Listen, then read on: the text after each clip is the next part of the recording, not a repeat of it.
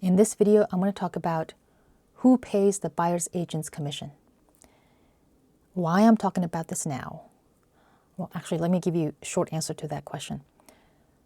There's been a change in August 17th, 2024, based on Burnett versus NAR settlement. That's why I'm talking about this now, because I want to give you my observation of the past 14 months of what's been happening.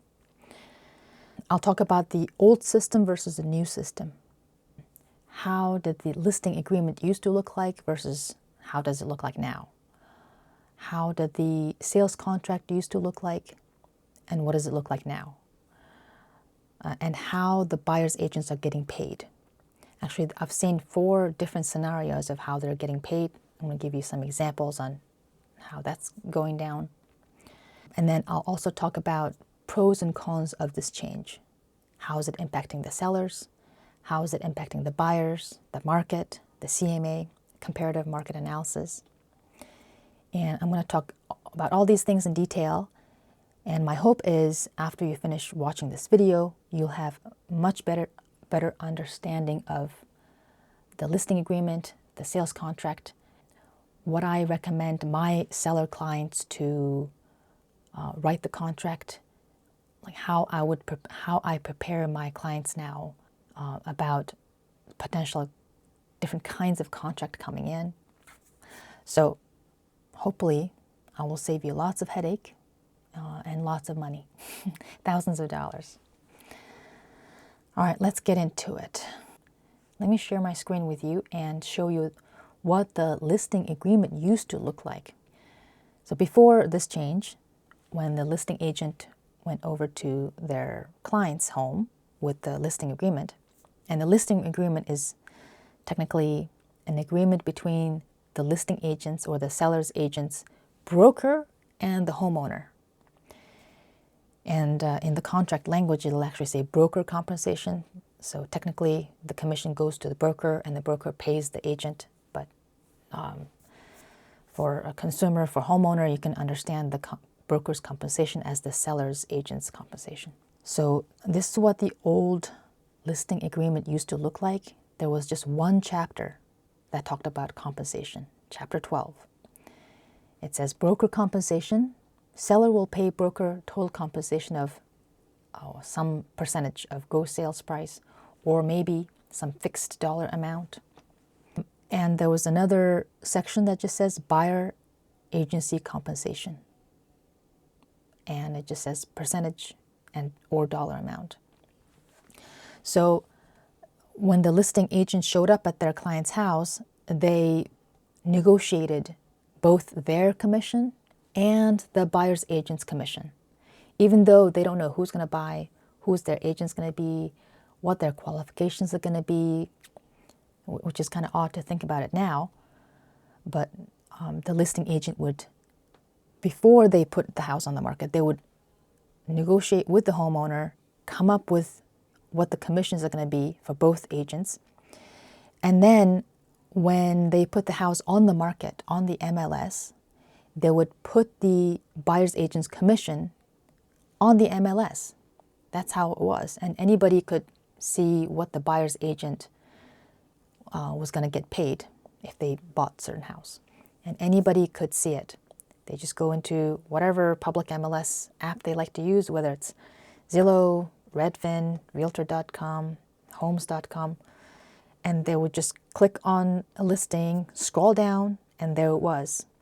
Whatever percentage of the sales is going to go into buyer's agent's commission. And now the listing agent they're not allowed to include that information in the MLS. Before, there used to be a little window that you can either put in a percentage or dollar amount. Now there's nothing.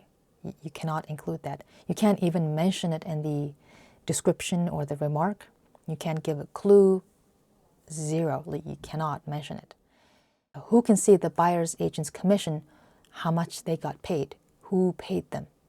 So right now with this current system, only the people who are, the parties who are involved in that transaction will know that number and who paid. So that means only the buyers, the sellers, the listing agent, the selling agent, the buyer's agent, the brokers from each party, the mortgage company, and the title company. These are the only people who has access to what really happened after the transaction. And now let me show you the listing agreement, how it's changed. At the very top of first of all, there are actually two separate chapters, to be even more technical, two separate chapters on the contract about listing agent's commission and the buyer's agent commission. Chapter 6 says listing broker compensation. Listing broker, in big bold capitalized letters, it says listing broker compensation and buyer broker compensation are fully negotiable and are not fixed. They're not controlled or recommended or suggested by any law or any MLS or Association of Realtors. And everything else down below is the same. When you scroll down to the next page, the next chapter says optional seller paid buyer's broker compensation. In other words, the buyer's agent's commission is now optional. In fact, in Part A, it says, seller has no obligation to pay buyer's broker's compensation. And Part B talks about disclosure. Seller can decide to disclose or not to disclose what they decided, whether they're paying $0 or some portion of the buyer's agent or the full amount of the buyer's agent commission. So what does it actually mean? You still cannot, or the listing agent still cannot put anything about buyer's agent's commission in the MLS. There's actually no option there's no window in it, there's nothing to indicate. If you decide to disclose, it means a few things. The buyer's agent can call your listing agent and ask directly, hey, is the seller willing to pay my commission? I mean, whether you disclose or not, anybody can call your listing agent and ask that question. That's fine. But if you decide to disclose it, if you authorized, then your listing agent can say whatever you decided. And if you did not authorize, this listing agent cannot disclose that information now. And it's not just on the phone. It can be text message. It can be your listing agent's website. It can be displayed somewhere else, not on the MLS. So Part B really depends on what kind of strategy you're using. How did you price your house relative to the condition of your house? How is the housing market at the time you're putting your house on the market? And Part C says seller approval of optional buyer's broker compensation. So now I have to show you the optional addendum. It says seller acknowledges and agrees that seller has no obligation to pay buyer's broker compensation. So it repeats over and over again. Whenever there's a, so they're trying to make it very plain and simple and obvious. Seller has no obligation to pay buyer's broker compensation, and that buyer's broker compensation is negotiable and will ultimately be determined by ratified sales contract between seller and the buyer. Okay, so now the seller has option to check box 1. It says seller is willing to pay buyer's agent's commission, this percentage or this dollar amount. My recommendation to my sellers is to check box 1 and put a good, healthy amount in there. And it'll become clear why that's the case, why I would recommend such thing when you look at the sales agreement for different kinds of contracts coming in. The second box has to do with that Part B about disclosure. If you decide to disclose your decision. And again, it is part of marketing, part of strategy. So that's the listing agreement addendum. And also, just like how the listing agreement between the listing agent and the homeowners have changed, the buyer's agreement with their realtor has also changed. Now, the buyer is aware how much they will be paying their agent, and the buyer's agent's commission is now negotiable not only between the buyer and the buyer's agent, it's also negotiated during the sales when the buyer writes contract to the seller. There's another level of negotiation. Also, the fact that they have to go into an agreement before they go see a house is also good for the sellers, because before it was easier to just call somebody, like if I'm a buyer, just call some agent and say, hey, can you show me this house?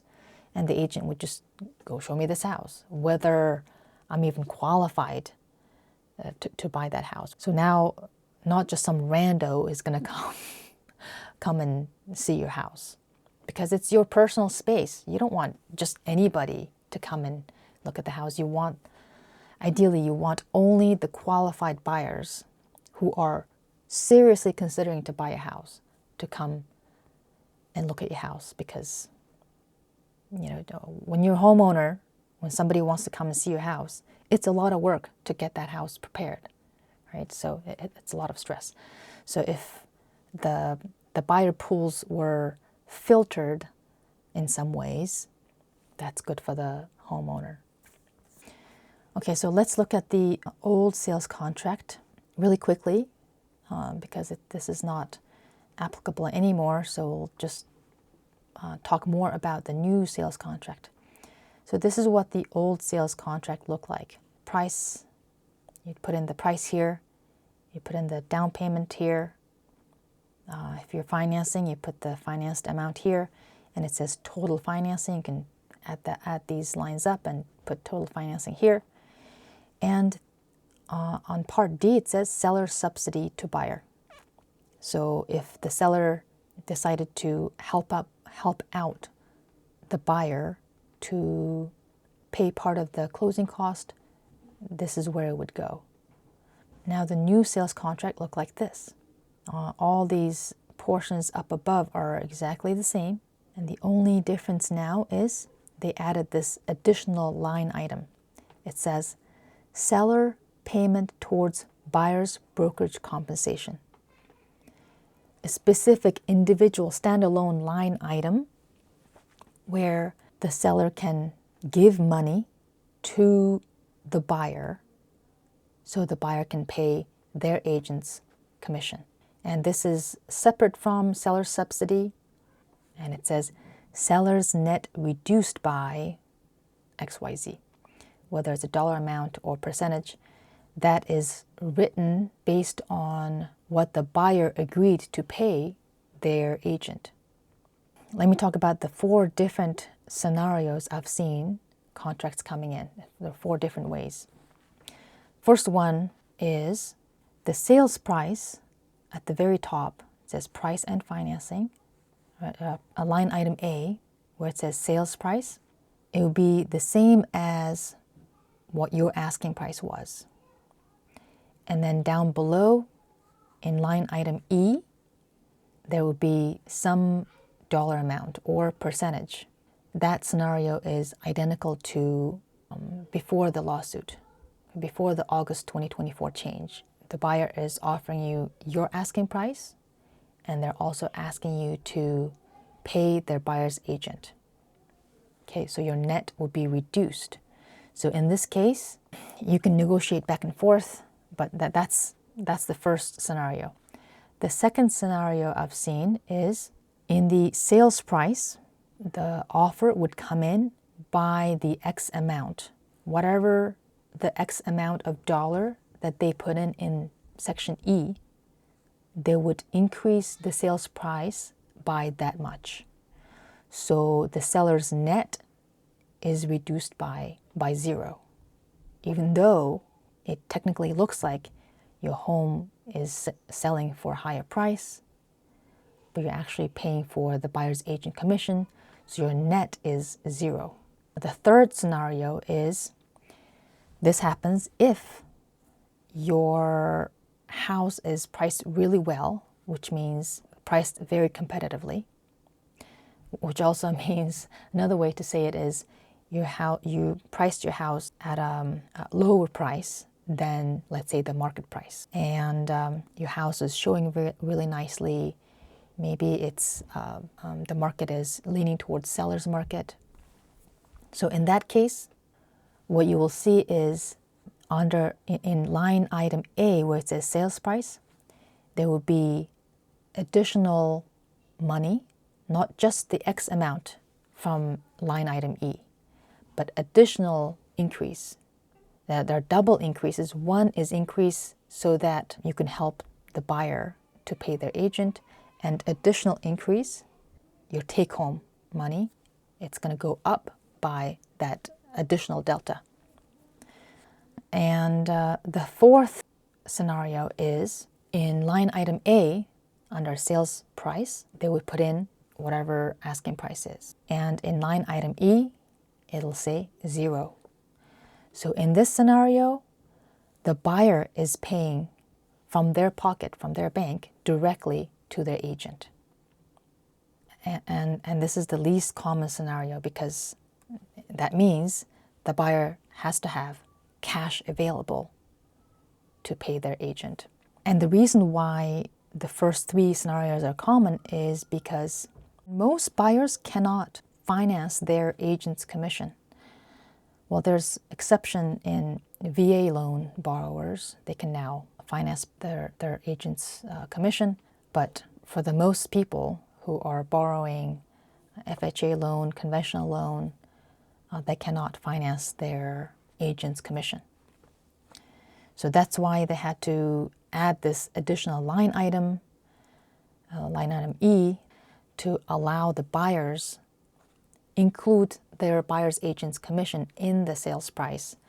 And in that way, they're still financing, but they're not directly financing. All the gymnastics that they had to go through. All right, I'm going to talk about the pros and cons about this change. For the homeowners, for the sellers, the most obvious pro is now you don't have to pay buyer's agent's commission. And the listing agreement made it very transparent and obvious that you can negotiate the commission you pay your listing agent, and if you're paying the buyer's agent, you can also negotiate the buyer's agent's commission. And it's especially good if it's a seller's market, or if your house is showing really well and you have attractive pricing. The likelihood of you paying the buyer's agent is very little. Now, buyers negotiate with their agent upfront before they go see a house. They know exactly how much their agent will get paid. They're aware that the commission is negotiable, and hopefully they talk about different strategies, how they're going to write the contract in different scenarios. So they're aware what kind of options they have. So those are the pros. Unfortunately, there are cons, in my opinion, and this is all my opinion, right? My observation of what's been happening in the past 14 months.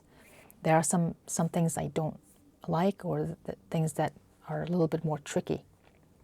Okay, so the cons is this change amplifies the market extremes. If it's seller's market, it's even harder for the buyers to win, because not only do they need to increase the asking price by the X amount, whatever the amount they want to pay their agent. If they want to be competitive, they want to also add additional delta to your asking price to win the contract. And so it's a con for the buyer, but it's also risky for the sellers too, because now for the majority of the time, the buyer's finance, they have a mortgage to buy a house, and the bank or the mortgage company is going to send their appraiser to see if the house is going to be appraised at that asking price, at that sales price, the contract price.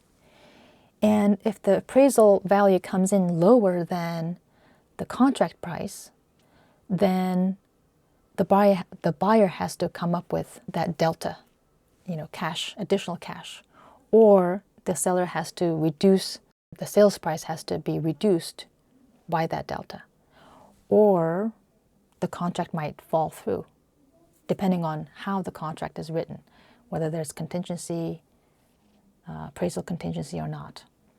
And if the buyer is trying to be very competitive, add X amount of dollars to pay their agent and add additional money so your net take-home is larger, then there's a risk of the appraisal not coming in at that price.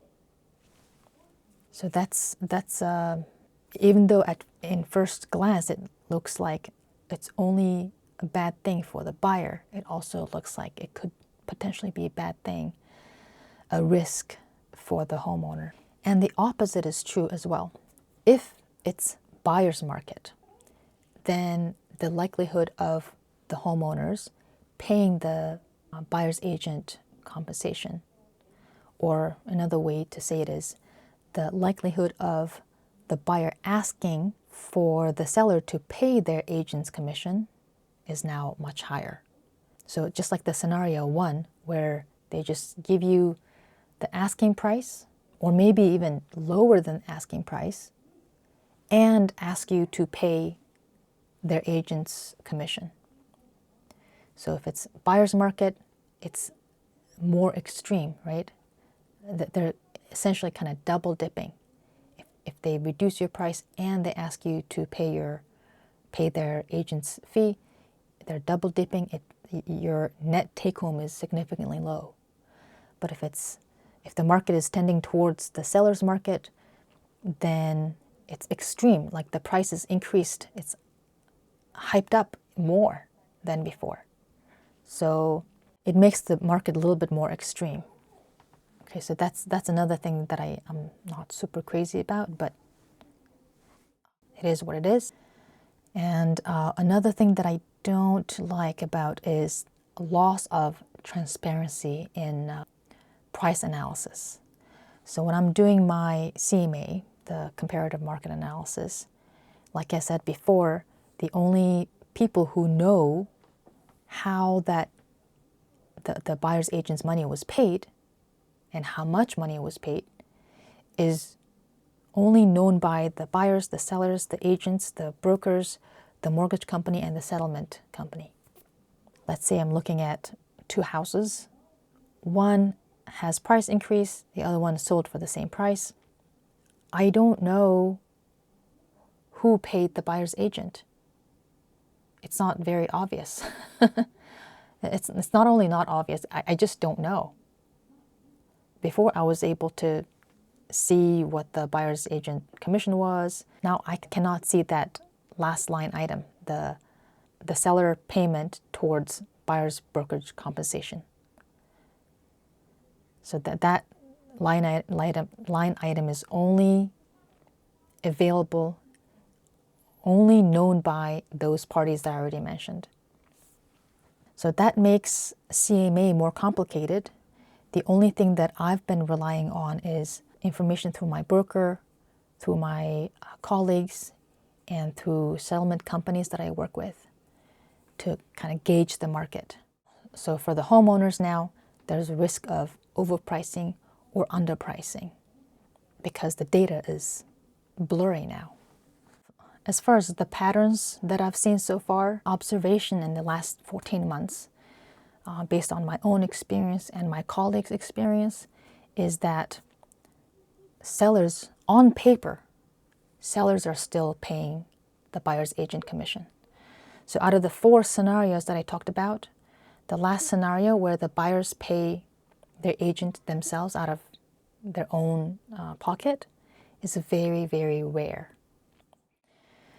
On paper, the sellers are paying the buyer's agent. The first scenario is buyers are offering the asking price plus asking for their buyer's agent's commission, or they have increased the sales price by that delta, whatever the amount their buyer's agent's getting paid, they would increase the sales price by that amount. And the third scenario is there's double delta. One is for paying for the buyer's agent, one is for increasing the seller's net take home. And these three options really depend on the market at that time. What are the houses that's been sold in the past month, 2 months, 3 months in your neighborhood? And what's the market condition? How active are the buyers? How does your home show relative to what your asking price is? So it depends on all those things. So on paper, it looks like the sellers are still paying the buyer's agent's commission, but in reality, if you look deep down, that's not really the case. And that is why I've been advising my seller clients to check box 1 in the listing agreement addendum, that optional addendum that I showed you. Let me share my screen and show you that one more time.